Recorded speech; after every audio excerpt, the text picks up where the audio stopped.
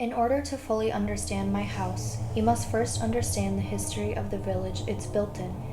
In 1838, following a new treaty that allowed European settlers to take over on more land for agricultural reasons, white settlers followed a Chippewa and Ottawa Native American trail and end up here.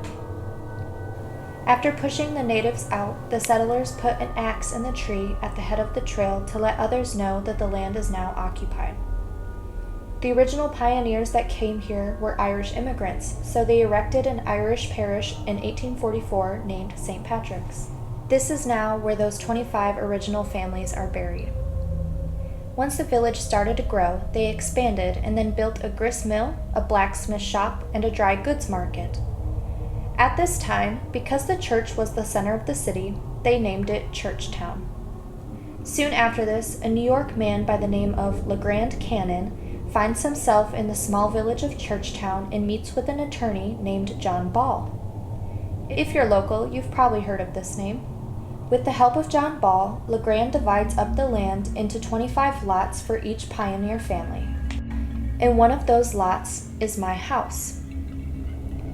The townspeople were so grateful for the businessman's help that they decided to rename the village of Churchtown to Cannonsburg in LeGrand Cannon's honor. LeGrand was so flattered that he gifted the townspeople a cannon to remember him by when he returned to New York City. And every year after that, the townspeople fire the cannon during their Independence Day celebrations. After 38 years of doing so, the year of 1885 goes terribly wrong. As usual, the cannon is shot off on July 4th, 1885, but discharges and hits 26-year-old Walter Tomsett in the leg. In a panic, the townspeople stow away in the middle of the night to rid of the cannon. While they're trying to cover up their tracks, Walter is left fighting for his life. His leg was struck, blowing it off at the knee, leaving it hanging by a sliver of skin. Hours later, 5 men returned to the village with no cannon in sight. After hours of excruciating pain, Walter passes away in the dark morning hours on July 5th. He bled out after waiting for a doctor to arrive to amputate his leg. After this, the town tried to destroy all evidence that the cannon ever existed, and they swore themselves to secrecy. Now fast forward a bit. 12-year-old Bob Alkenbrack is walking through the forest when he begins to find small cannonballs. This is just the beginning of a lifelong journey and a passion for finding the killer cannon. Fortunately for Bob, one of the 5 men that hid the cannon away that night was still alive, and he lived here in my house.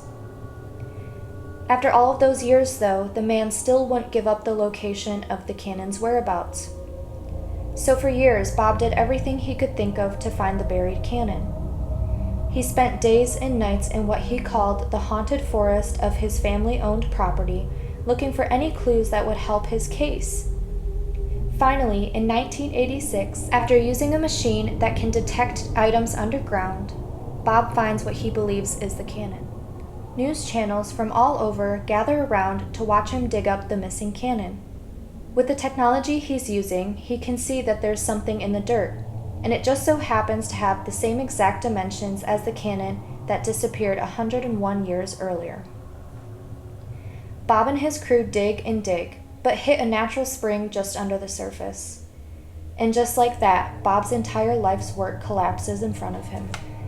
Years later, Bob passed away without ever fulfilling his dream of uncovering what he used to call the cursed cannon.